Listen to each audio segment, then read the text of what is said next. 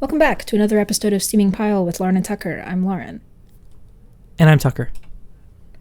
And I have lately been very mad about the merging of private and public facing self. Because, it's wrong to lie on the internet now. If you aren't a journalist, if you aren't a politician, I don't understand why we feel the need to, give our full names all the time. Mm-hmm. Because I understand that, catfishing and stuff like that is bad. But when was the slide that who you were offline was the same person you were online? And that online had to be, your public self? Is that just because we have internet celebrities now? No, it happened with the advent of social media. A lot of those companies require that you do not... I don't think you're allowed to make a fake account on Facebook. You have to be yourself on Facebook. I'm pretty sure it's part of the terms of service. Now I imagine that's true of other user created content things as well. You cannot impersonate someone else. So, I think people became themselves, or wanted to be themselves because people wanted to be liked for who they were. Oh. Interesting. I could lie and be someone else, but that is, it's beyond disingenuous. It's if people like who I'm pretending to be, then by some logical fallacy, they don't like who I am. Yeah. I could see how people have kind of almost bred their more authentic version of themselves, devoid of people they knew already. Mm-hmm. Which is a different way of thinking about it, because I was thinking about it from a protection from internet stalker type framework. The less personal details you know, the less likely you are to find out everything else. Which I guess in most scenarios is just kind of heightening the barrier to entry, because someone will scale that fence. Oh, of course. Yeah. Regardless of how tall you build it. It's easy. Yeah. Yeah. Yeah. What is okay? Well, let's go the other direction then. Why? So you're filling out a form. Maybe you're signing up for an account on some random ass website. And they ask for your birthday. Do you put in your real birthday? Reflexively, yes. Why? I think because I've filled out enough official documents via paper that it's such an automatic response. When's your birthday? Say the date. And it's only, and for most cases, it's only important if you're close. Especially, and at the age that we are now, it doesn't matter at all. I know. Right? We can do anything at this point. Mm-hmm. There are ideally no more age barriers until you want to get into a retirement community. So it's why do I need to enter my birth date to sign up for a newsletter or to sign this waiver?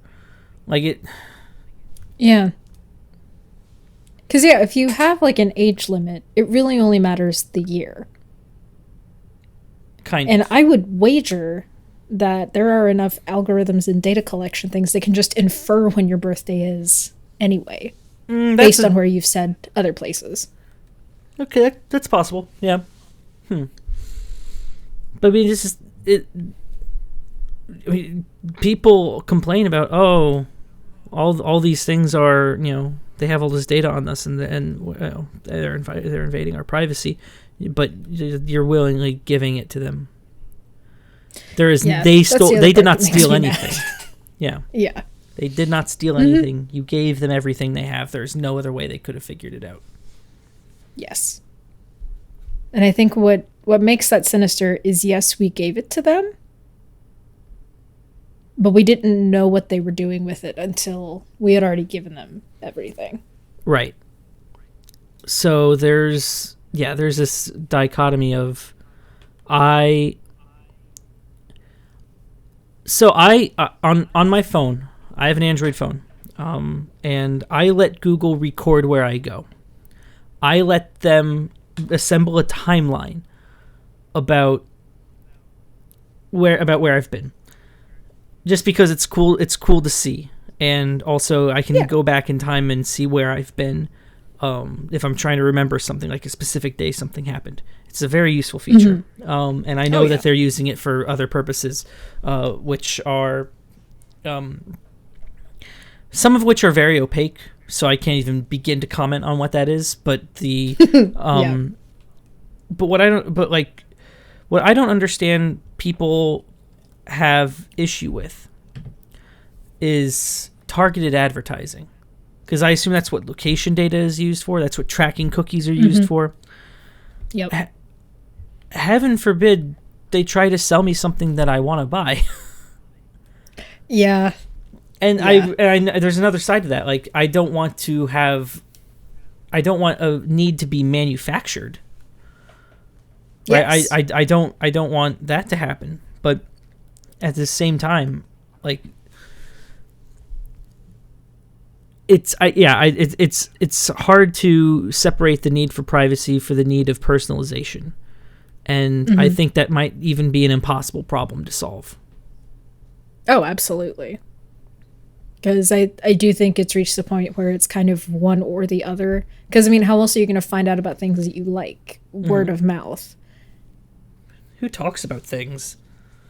There's a meme that I saw somewhere about Microsoft had sent someone a survey. Oh yeah. You really don't understand how people communicate. How likely is it that you would recommend Windows 10 to a friend? Nobody talks about that. Nobody. Yeah.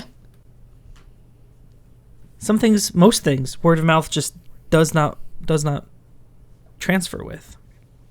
No. Because I think people do seek out what they want. Like, if I want book recommendations, I'll just look for it. Yeah. I'll look for things like what I did. And all that these algorithms do is they just do that for me. But also try to sell me new things. Because what annoys me more than targeted advertisements are ads for things I've already bought. And things that I've already bought online. I'm like, I'm sorry, I don't need to see your 2-minute advertisement. I've bought your product. And you're going to make me return it if you keep trying to sell something to me that I already have. Yeah. You know I bought it.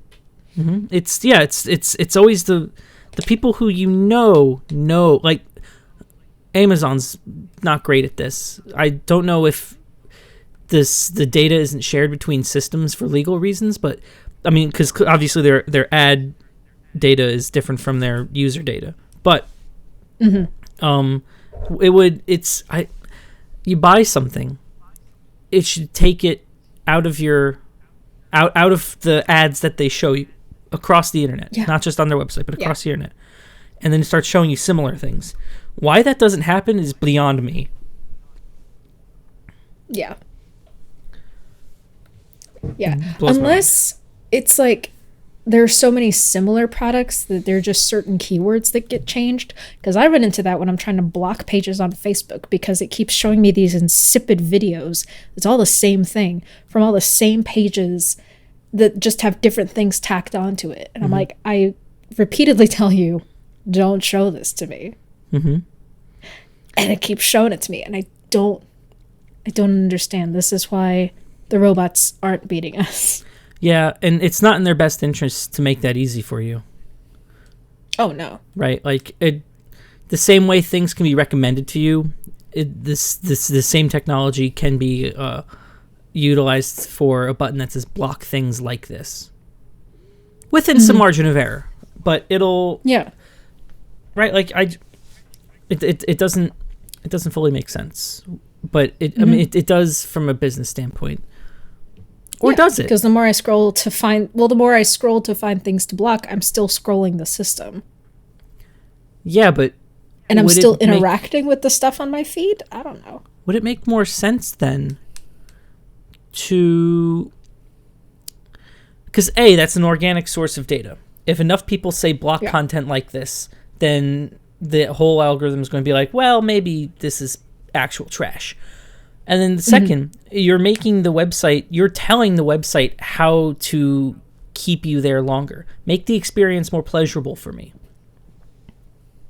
You are, I mean, that is explicit data. I do not like this. I want this to be gone. And I don't know which one is better. For something like Facebook, which consists primarily of hate clicks, I imagine it's the former. I imagine they want to keep that kind of, Yeah. No, rage is what fuels things, like the Eminem thing. I thought the backlash at outrage was fake. I thought that was just people making fun of conservatives for being bent out of shape. And then I saw a clip from Tucker Carlson. Now, I understand that his whole business model is to find things to manufacture rage about, but the fact it existed, and the fact it was like they're trying to make these cartoon characters unappealing, I laid out on the floor and just laughed into the carpet because it was so absurd to me. Well, they're trying to make them less fuckable, right? Yeah, all they did was give her flat sneakers. She's not wearing the go-go boots anymore. That's it. That's the only difference? Yeah, she still has, like, the womanly lips and eyelashes. She's just not in heels anymore.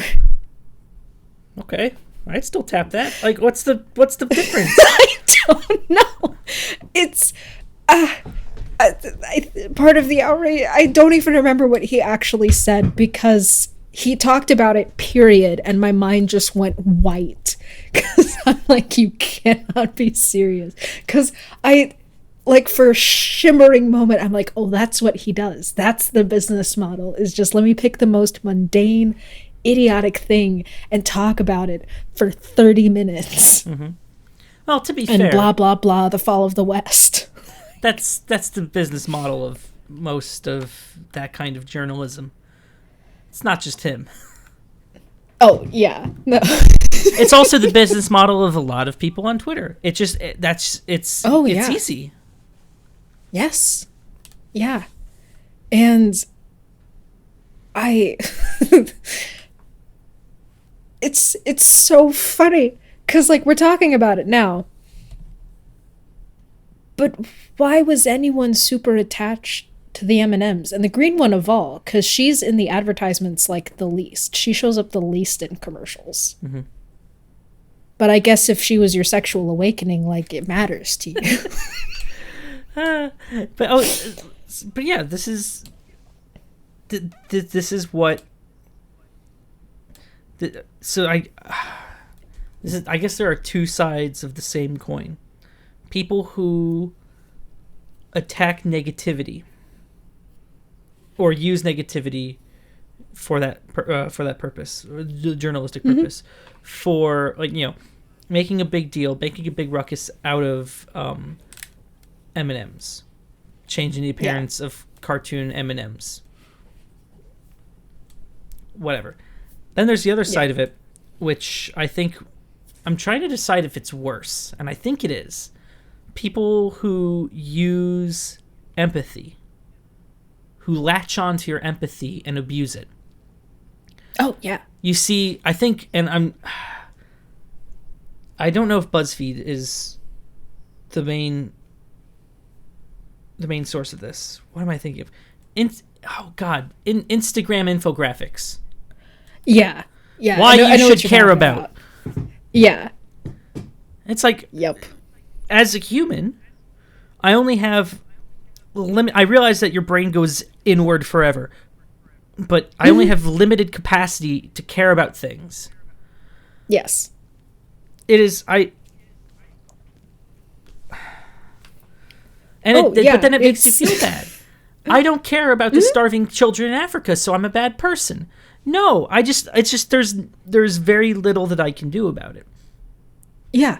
Oh yeah. It's the ocean is rising. I physically and emotionally cannot give a shit because I can't do anything. And stuff like Mars redesigning the M&Ms, it doesn't erase the fact that its parent company and pretty much all chocolate manufacturers in America use child labor in West Africa to harvest their product. The finest kind. They're not progressive. No. But no, They're a corporation. And I think in both cases, I mean, you do just a little bit of research and you find that, the parent company, Mars, is it? They're not progressive in the slightest. In theory, no large corporation is, but oh my god, I lost my train of thought. No large corporation, right? But they rely on people not doing research, which is a very safe assumption. Yes, I will not research something that is told to me that's like surface level. Mainly because of the apathy, but it still gets internalized. The bullshit still gets internalized. Mm-hmm. Yeah. Well, and it's then you learn the thing, and then what? It's and that's the thing that I've been running into of just like Kellogg's. Kellogg's did the whole strike thing, and I'm like, fine, I just won't buy Kellogg's for a bit. And it's like, that doesn't erase that any company I could walk across on the shelf, it's the same product as Kellogg, and they're probably doing the same thing. And there's no way to evade everything. There's no way to do it correctly and exist. Yeah. And so you have to pick and choose what you care about. And that was like the one infographic I agreed with, because it was like, it's okay if you have like one cause you care a lot about. It doesn't mean you want death to all pandas if you just want to focus on this one issue. Yeah. You can either be a really good activist for one cause, or you can be a really terrible activist for everything. Yep. Someone somewhere will care about the pandas, but it's not me. I like pandas. That's as far as it goes. Yeah. But in some other ways, it feels like people just I mean, society is society is built up of a bunch of layers, and really the only thing we have the time to get around to is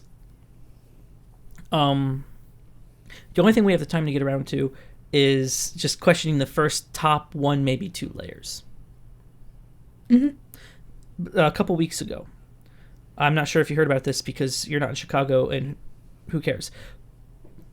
I don't know if this is true anywhere else, but the I think in LA it happened too. The Chicago Teachers Union had a sort of informal strike a couple days after after they came back from winter break, because the Chicago public schools were just they weren't allowing people to go remote. The whole situation was horrible. And so they just didn't come to school, and they had to cancel school. The resolution of that the CTU, their bargaining is horrible, and the CPS got everything they wanted. The CPS really wasn't the villain there; it was the mayor. But what I don't think, and to be fair to the mayor, she was taking the position of poor single black mothers who they need to send their children somewhere because they cannot afford childcare and they cannot stay home. Right. Which also has its issues, right?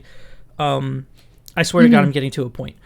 But so it doesn't look like it now, but it's a defensible position. But if a child tests positive for COVID, the entire class quarantines anyway. So yes.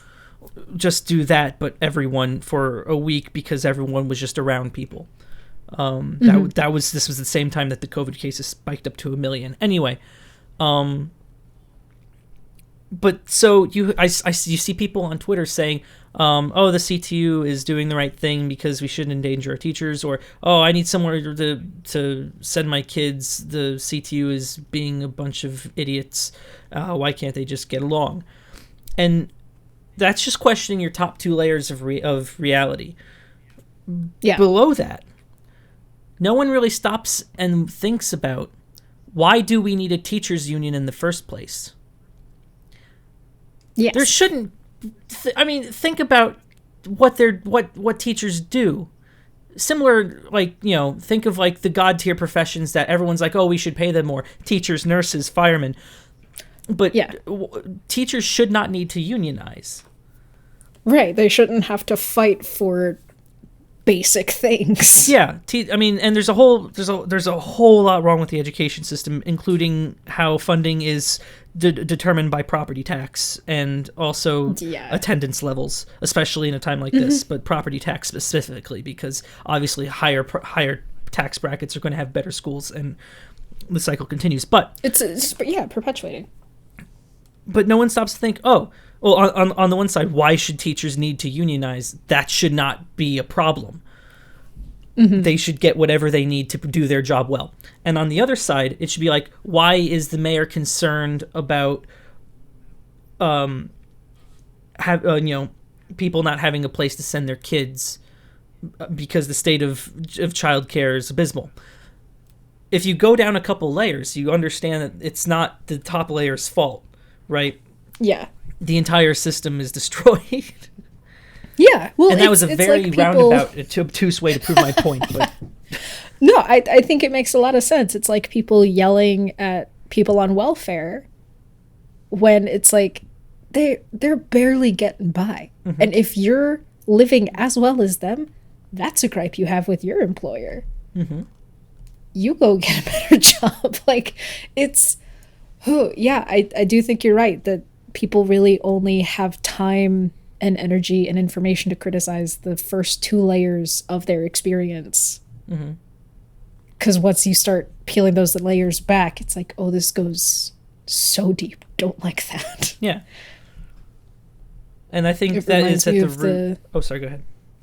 Oh, it reminds me of the meme of won't someone stop throwing orphans in the orphan crushing machine? And no one stops. It's like, why is there an orphan crushing machine? Yeah.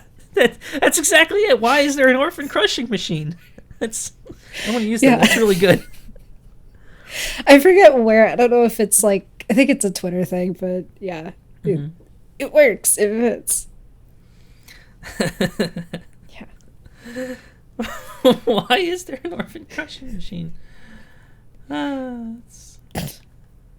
have to feel and embrace somehow.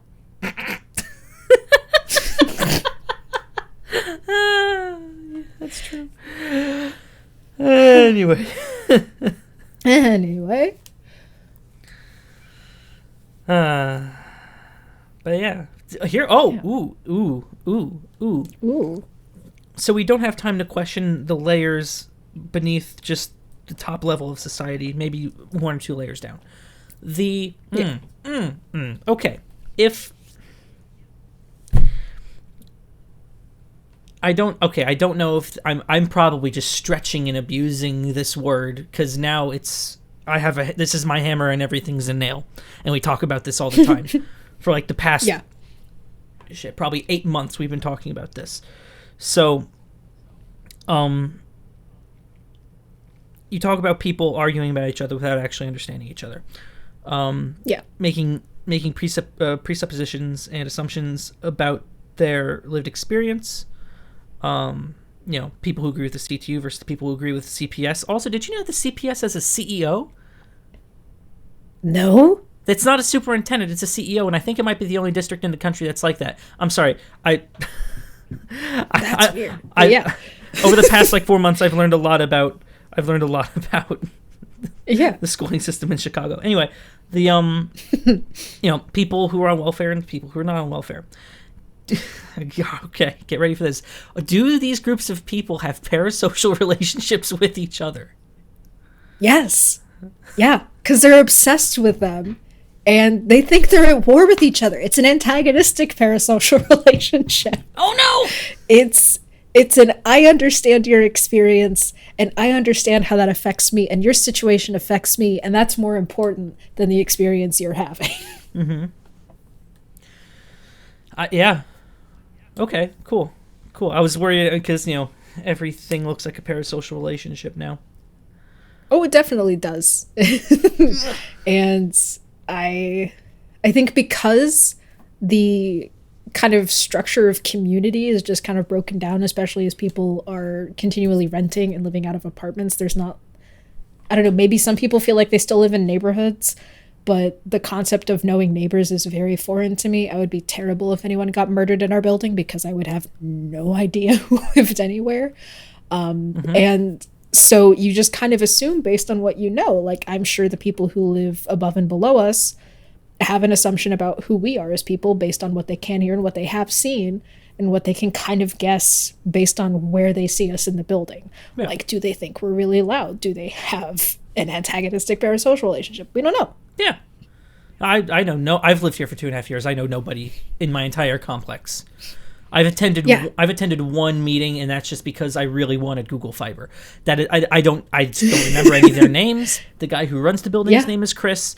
I've never met him in person. That's all I know. Yeah, the most we get is emails from the guy at the front desk, and that's it.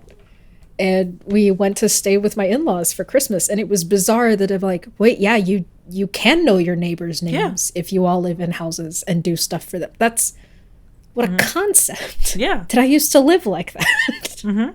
Yeah. It's amazing. And I think if I lived on a street with a house and a white picket fence, I would feel the same way. I would want to get to know my neighbors.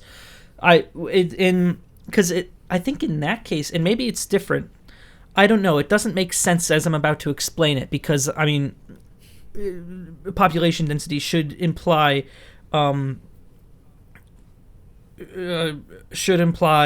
more safety, right? There's safety in numbers, except in cases of the Holocaust. But I think the primary thing... Oh, is that the joke that went too far?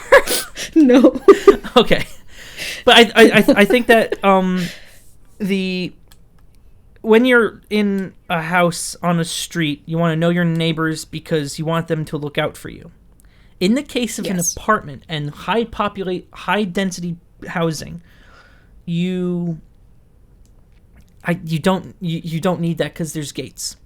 You don't need that because there's someone else managing the security, right? Yeah. Even though I own the place I live in right now, there are cameras outside of my apartment, and I mean, last month packages got stolen, and I got an email about it from the people who run the security cameras.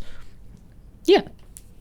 And yeah, so, but okay, so then, also last month, my parents' neighbor, maybe 2 doors down, they got robbed. The glass was smashed, classic robbery, right? Yeah. That's the kind of, but in that case, you yourself are responsible for your safety and security, so you want to know your neighbors so your neighbors can help. Yes. Does that make sense? It does. I think it does. Because it is about kind of responsibility in the hierarchy. You don't own the property you stay in if you rent somewhere. Mm-hmm. And so you don't feel as... Like, you do still feel an obligation because it's still your stuff that's in the building. Yep. And, like, you're still there and you still have a sense of safety that you want... You want to prioritize your safety. Like, in the last apartment I lived in, thankfully my dad was there. We had a guy bang on my door at 3 a.m. Wow. Yeah. Thankfully, we think he was just had the wrong apartment. But I still couldn't sleep for like a week. Oh yeah, that messes you up. I didn't know anybody. There was no one close enough to me to do anything. Mm-hmm. And I think with a house, and I've thought about this, with the housing market and just how big houses are, the idea of multiple entries terrifies me. Mm. But I also live with someone, and that kind of helps. Sure. But it's still a little unnerving, because there's a moment where everything changes and everything is different, and it's like, who do I become in that moment? Who do I become when something goes wrong? Especially in the context of home invasions and robberies and thefts. Do we have a bidirectional antagonistic parasocial relationship with the people who intend to rob us?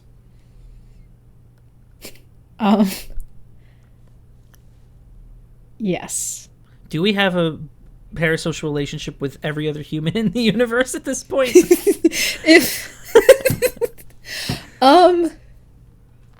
Do we even know what that word means anymore? Like, should I look up the definition? Oh, no, it's... I do think there's a measure of parasociality that does exist. I think it depends on how much we know the other person. Like, I do think people develop parasocial relationships with, like, waiters and baristas and people that they see frequently enough that you can read more or less into the relationship than is there. Because I think the big... Well, no, not necessarily. Because I think with parasocial, a requirement is that the other party doesn't know. Okay, we are really overgeneralizing the official definition. It refers to a kind of psychological relationship experienced by an audience in their mediated encounters with performers in the mass media, particularly on television and online platforms. We are really... So it's specifically about entertainment. That's really interesting. Yeah, that is interesting. Parasocial... Oh, I just... Has internet lingo just, like, deteriorated basic terms? Oh, of course. Because I've seen some people joke about how, like, they're so into fandom language that they tried to come up with a word for non-fandom and their brain just said secular. Because everything got conflated. I think that's what happened here. But in a way, that word makes sense. Oh, yeah. Yeah. Absolutely. Like, sometimes you reach... I mean, you're just trying to... I mean, words are meant to be, twisted. Yeah. Yeah. Oh, yeah. Like, you reach for a word that means, not devoted to a fandom. What is religion but a fandom? So you can use the word secular. Yeah. No, as someone in a religion, it's a bit of a fandom. Yeah. Yeah. It's... I've heard of it, yeah. Getting ready for season 4. Of what? Actually, we're probably in way more seasons at this point. Oh. We're in like season 2000 or something. Okay. But this is of the second series.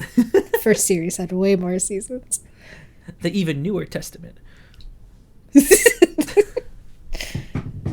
Someone's probably written that. Oh, probably, but it's also probably a parody. Oh, absolutely. Oh my God, dude, is all religion just a parasocial relationship with God? Oh no, this is just like the time someone... there's a TikTok of this girl who's like, manifesting, asking the universe has a lot of daddy energy. And they're like, oh, the teens are so close to reinventing Abrahamic religions. They're so close. They'll get there. But I mean, following the definition, I'll pull it up again.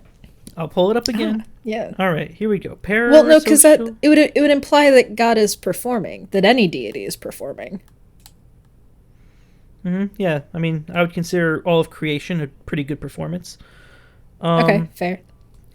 Encountered by an audience in their mediated encounters with performers in the mass media, particularly on television and online platforms, viewers or listeners come to consider media personalities as friends, despite having no or limited interactions with them. Oh, no. Religion is a parasocial relationship. Prayer is a parasocial interaction. And I believe in the C also. There is literally a phenomenon called personal God. Oh, there you go. Yeah. I mean, Okay. the like church camp part of me is like, no, but it's like an actual personal relationship. But there are definitely people who treat it as a parasocial relationship, and the way that they engage with it is very disingenuous. Of course, it's a personal relationship. Parasocial relationships are very personal. Extremely. Yeah. Yeah. I'm not saying it's wrong. I'm just saying that it's a parasocial relationship.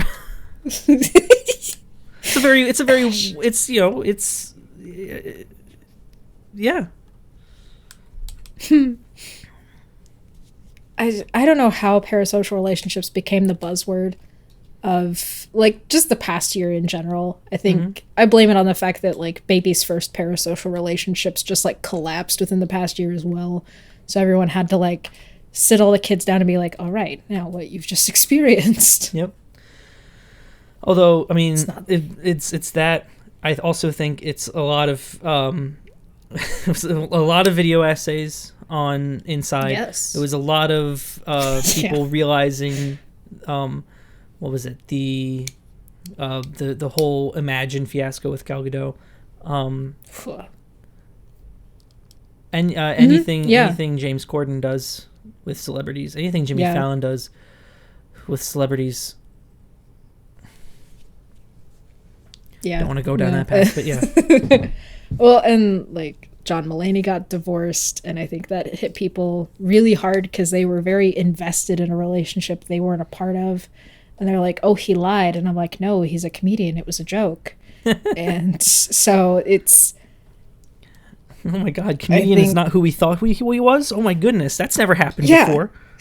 Like, I do get it. If you don't understand that a comedian is using a persona, that is jarring to know that they're different off stage. Yeah. Because if they're not doing a goofy voice, people don't automatically assume it's not real. I know it was a big deal for me when I found out, wait, so comedians can make up stories? You mean this didn't actually happen to him? It didn't just happen to him just the other day.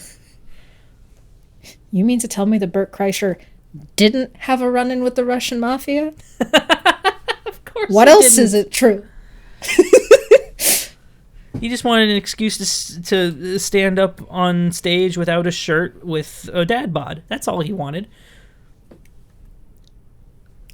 Which is cool. Like, do it. The body screams Russian mafia. I don't know why. I don't know how, but it does. He was really stoked about his Duolingo.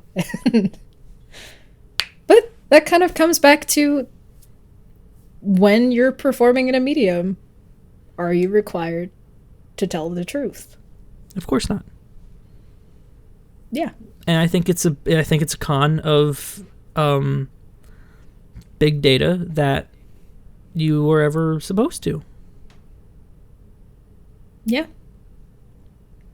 Yeah, if you're selling an image, I don't know that I could really find myself being mad if I find out a YouTuber and their partner were like faking a relationship for views. I'm like, it was part of the narrative. It's like pro wrestling. It's just part of the kayfabe. It's part of the performance. Yeah. Well, I mean, when did art start needing to be based in reality? Why do we crave That's that? a good question. Because I think we want to experience scenarios without the personal investment. As in the personal stakes. Like, we can be emotionally invested, but we don't necessarily want to go through it. I suppose that's true. Okay. Makes sense. Right. But sometimes that reality is really uncomfortable. I watched a whole video about the movies of Mikhail Haneke. He directed Amor and some other really like uncomfortable realistic films. Okay. And I could see how some people that could almost be cathartic. For me, deeply uncomfortable. And I think there's a version of reality that we enjoy because we can watch it and we can just leave. We can turn it off, walk away. Mm-hmm. And I think that's the benefit of art being like reality. So we can plug in, experience it, process things, but then unplug and walk away. Interesting. That I guess that makes sense, especially the part about it's what's the word I'm looking for? It's secular. No, it's believable. It's like this could in theory, had I gone down a slightly different path, be my life. It's not a movie. But it's still a performance. It's still art. Yeah. It is kind of like Inside, where it was what everyone experienced, but it was like a general experience. People read so far into that, and they're like, this is exactly what Bo was feeling all the time. And it's like, no. It's an art piece. Yeah. You really think he stayed in there for a year? No. He quit filming and went to his house with his girlfriend. Yeah. That doesn't make the art any less realistic or important or honest. Mm-hmm. And it's gotten to the point now where, and this is just personal experience, it's gotten to the point where I'm afraid to make something because I don't want people to think that that's actually what I feel. Oh, yeah. Yeah. Or actually what I think, or my real opinion. Yeah. Yeah. There was a book that came out called My Dark Vanessa, which was about a teenage girl having a relationship with her much older male teacher. And people hounded this woman about, like, was this your experience? Did this happen to you? And I forget. It's a book.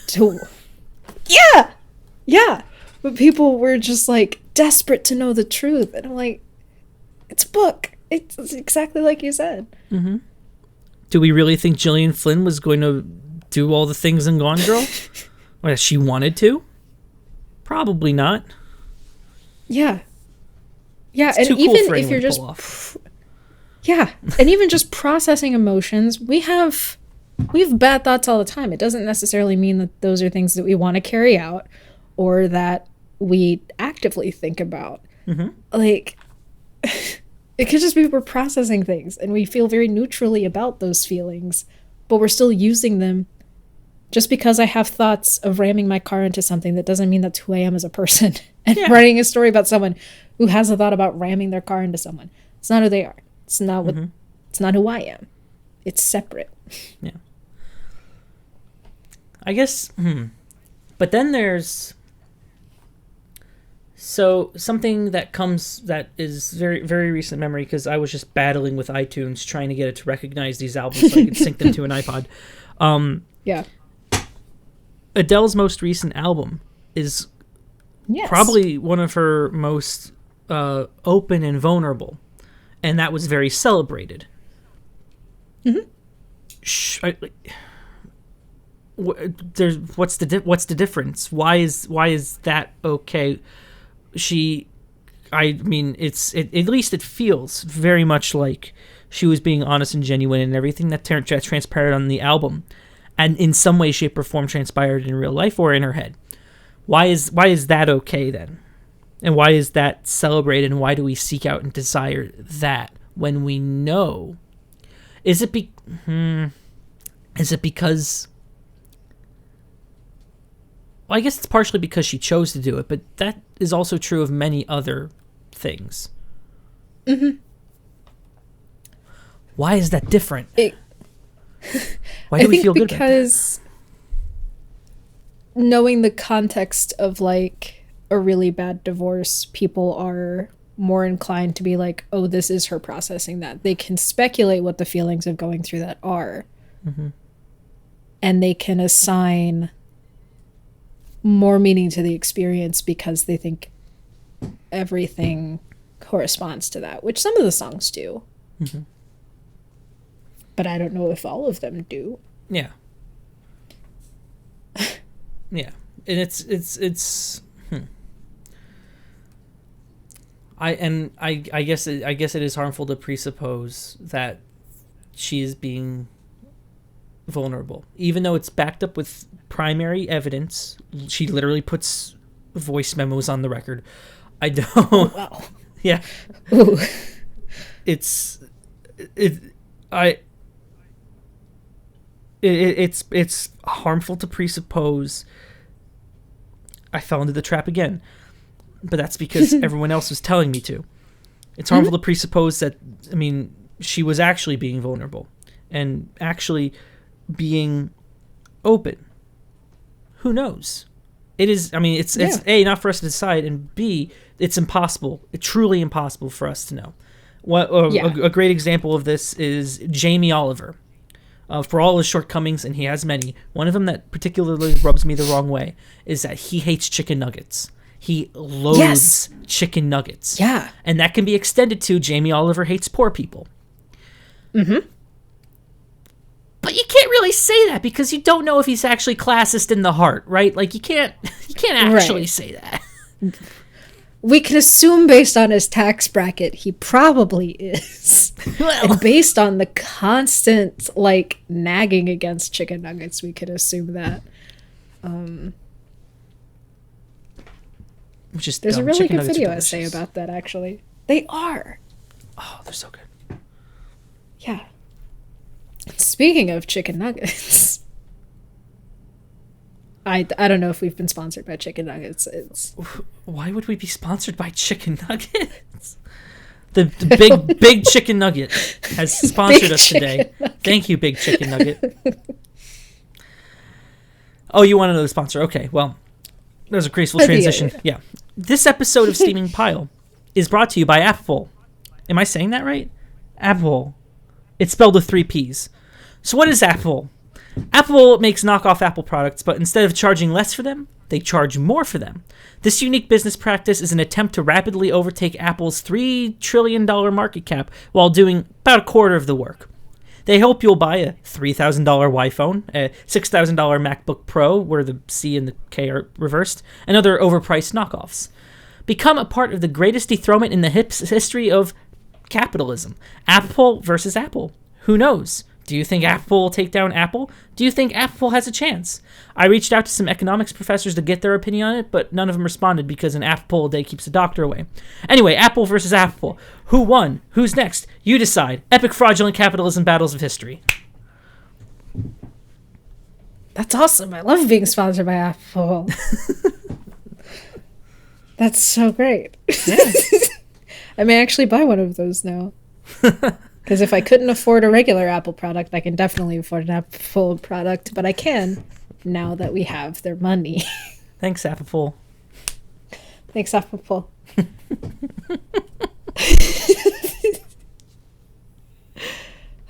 Well, have we reached the bottom of the pile? I didn't. It feels... we definitely scooped some. Yeah.